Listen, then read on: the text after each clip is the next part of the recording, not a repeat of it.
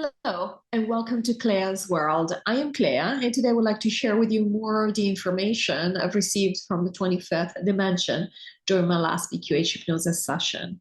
I'll be reading from a transcript of the session, and when I refer to Lorrayne, I'm speaking to my practitioner who's asking me questions I prepared in advance of the session, unless she states otherwise. And when I refer to me, I'm speaking to myself under hypnosis, which means that the answers are coming from the 25th. Before I start reading, I'd like to thank you as always for subscribing, liking, and commenting on this video. I really appreciate it, and you know how much joy it gives me to see your comments and to have conversations going on in our community. We have a great group of people here, so I'm quite happy about that. All right, I'm going to start reading here. And this actually is a question from Lorrayne, and she says, I have this question. Why is it the quote unquote job of those going to New Earth to transmute all of the emotions, etc., of what has happened in this game?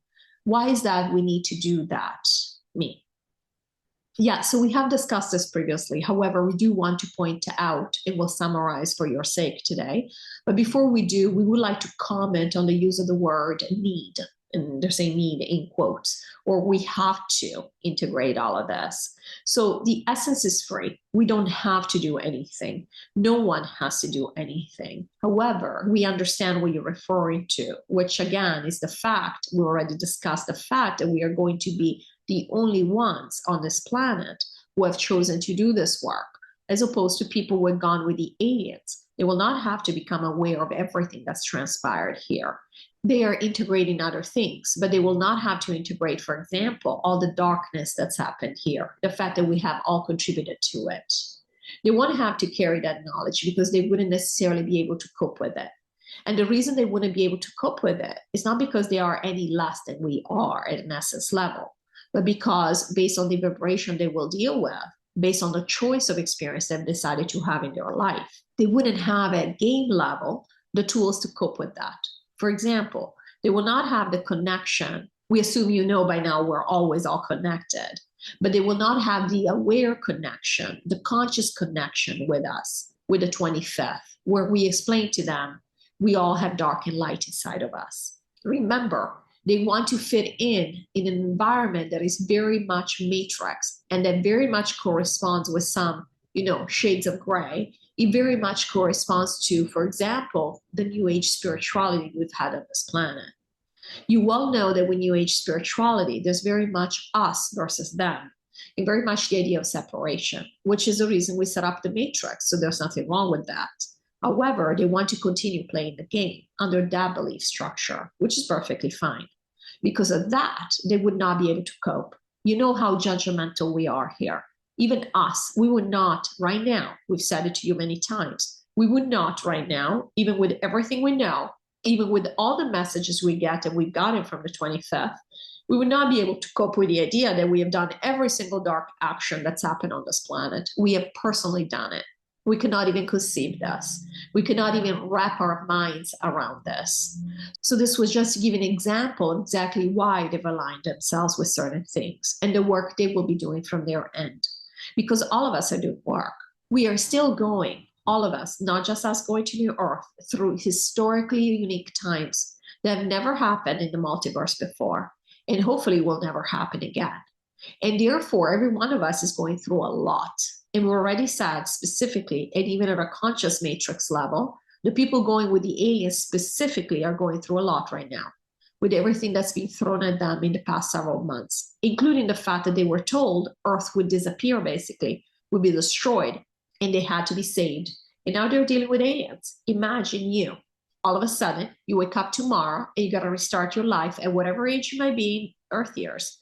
You don't know anybody, you don't know what is going on, and you miss Earth and all of that. And again, we discussed this in the last session, so we won't go into detail. Basically, to go back to the gist of your question, do we have to do this? No.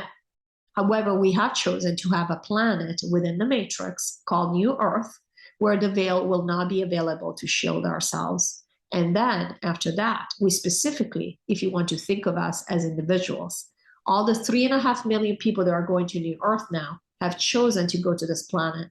Therefore, we knew that there would be no veil, and that involved us knowing everything that's going on. Now, you would not go there if you thought that you're going to find out about all of this and not be able to cope with it. You wouldn't do it because, as we've explained before, we really are the only generation that's going there and has to, quote unquote, do this work. And the people for whom this work is going to be the hardest. And why is it going to be the hardest? Because we're here. So we feel like we were victims here. This is our stand right now as a team of the light. We feel like we were victims of the dark. And we are very judgmental in all the things that have been done against our will, etc., etc. You know what we are referring to, so we don't need to describe this further. And now, there's different degrees of this. Some of us have been able to accept the fact that we've all participated to a more or lesser degree. There's all kinds of gradation between different SSS moving to New Earth. It doesn't really matter. It's just a preference in how we want to go about doing the work. And some people are waiting to go to New Earth to do the work. However, everyone who has chosen, freely chosen to go to New Earth, knew there would be no veil and has chosen to do this work. So there is no need or anything of the kind. However, you just cannot avoid it because the moment that there is no veil, guess what? You're going to know everything that's happened everywhere. You will be aware of things that are happening on Andromeda because there is no veil. So it's not that we have to do this or there would be a way for us to go to New Earth where we don't have to do this. If you want to be on New Earth where there is no veil, then you're just going to know everything. That's all there is to it. At that point, what do you do with that information? Eventually, just like we do here when you get bad news, you're going to have to cope with it one way or the other. And that's what we mean by integrating it. And eventually, because the vibration is much higher on New Earth, eventually you're going to come to terms with the fact that this is a game and what has been done has been done. It is what it is. And now I have a choice. Do I want to be happy and ecstatic for the next 10,000 years and take a break from the game while we are still in the matrix, of course? But we take a break from the game, meaning that we are aware that we don't have to create negative stuff for us to be entertained. Or do I want to dwell on this for 1,000 years? And that will be up to the individual essence. We already said there are essences that will have a hard time with it. It might take them, decades to come to terms and be able to let it go. But again, that's a choice. And it is based on the personality of the person. And this ties in with the previous question. And they're referring to the question that was asked in the previous video, which was the opening video to the session. So if you haven't seen it, I would check that because it is quite interesting what they explain about the personality. Each one of us will carry their personality, will be more or less keen on integrating certain things. And even beyond the personality itself, there will be items on this list, long list of things we'll have to cope with in terms of information, in terms of knowledge, where some people might not care about something to the same degree that they care about something else. We already said, not because perhaps you, Lorrayne, don't care about the environment, but you do care about animals, and all of a sudden you don't really care that forests were burned down. That's not what we're saying. What we are saying is that there will be, again, based on personality, there will be certain variations of the dark or certain actions of the dark that might be even more triggering to you than to someone else. Just like it is right here, right now. There are things that you can't even listen to because they will take you to a certain vibration. You might start to spiral or become extremely emotional, whatever the case might be. Whereas somebody else might hear the same thing. Yes, it might shake them, but they might be able to shake it off much faster. Again, personality. And personality, we want to remind you one more time, is aligned with the experience you want to have. So the way we have experienced the planet here, the way that we have wanted to be aware of reality. So different things, different things will be more or less triggering for different people. All of us will have a hard time initially. We said this many times. We're not trying to say that any of us is going to be like, well, I don't care about that, so that's all good. I don't care that the dark was doing this and that, really, that we were doing this and that. I mean, we have taken down a planet. That's how dark it has been here. It wasn't just dark in one area of life. It was dark everywhere.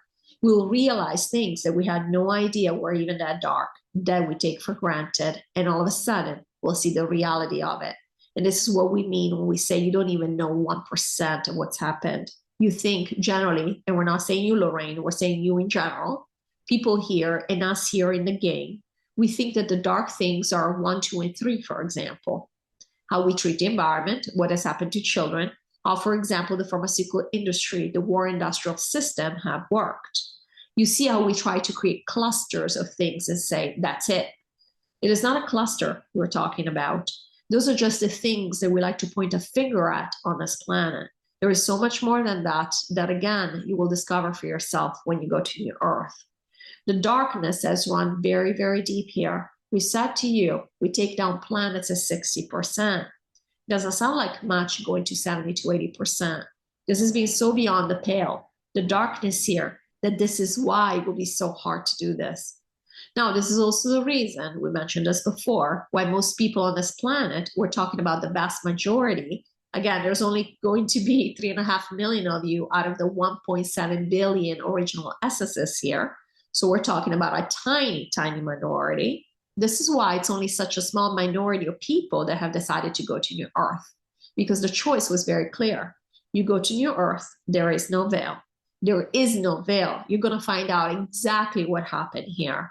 We knew this because we all know what's going on behind the scenes. We already know.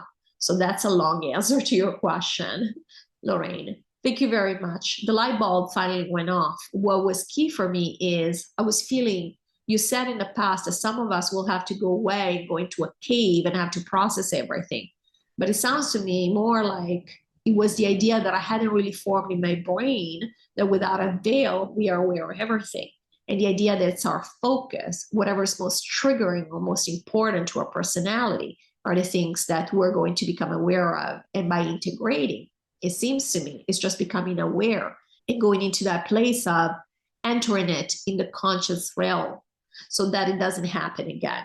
It's not like we are having to do this deep trudging through muck before we get to enjoy ourselves. Everything is going to be available. Me. It's the same thing that you're doing today. When you find out, say, something that you consider very negative happened, say somebody passed in your family, okay? Let's use an example that feels very much like a loss in this reality, and that might make you very, very sad. But you will still be able to function. You will still be able, for example, to go out and have an evening with friends where you're actually enjoying yourself. The thought might come up every once in a while, might be in the back of your mind, depending on how long it's been.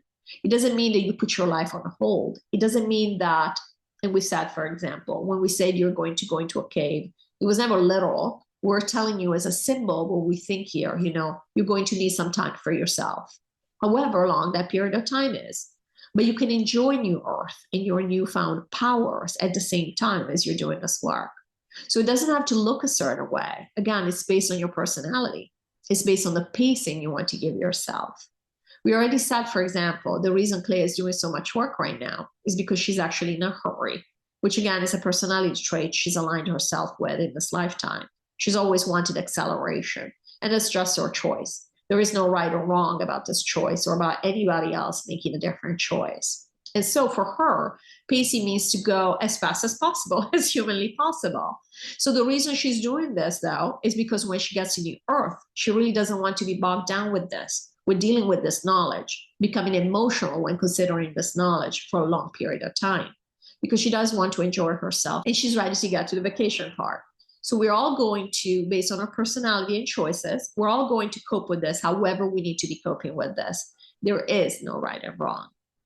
Lorrayne, thank you for the clarity. I feel so much better. And she was laughing. Me, good. Lorrayne, onto nature of reality. This is a question from EDC, Edward. Hello, Edward. You said we've only been on this planet for about 500 years. How many earthly incarnations has an individual essence incarnated as a human had here on average? It would be about 5 to 10 incarnations if living 50 to 100 years in each, unless this is not linear and we can reincarnate backwards in time too. Me. So it is about 10. So he did well with that calculation. At the same time, the second part of his question, that's a no. There is no time. So there is no backwards or forward in time. We know what he means to say is that it is not linear. And yes, he is correct. It is non-linear because there is no time. But in terms of reincarnation, we have experienced it as consecutive periods of time. So we wouldn't have had, for example, except for the 12,000 who again have made a different strategic choice, we wouldn't have had, for example, multiple lives going on or lives overlapping or going back and redoing some past lives.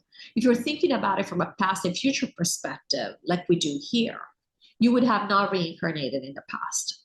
Say you come here, 200 years within the time frame of this planet, of our civilization being here. We said we've been here 500 years. Say you come here in year 200 of us having been here. You can then go and fill in the gaps in the past. Well, we say that all realities are all parallel in that sense, meaning that they all exist at the same time. We don't go backwards, just like we don't go into the future.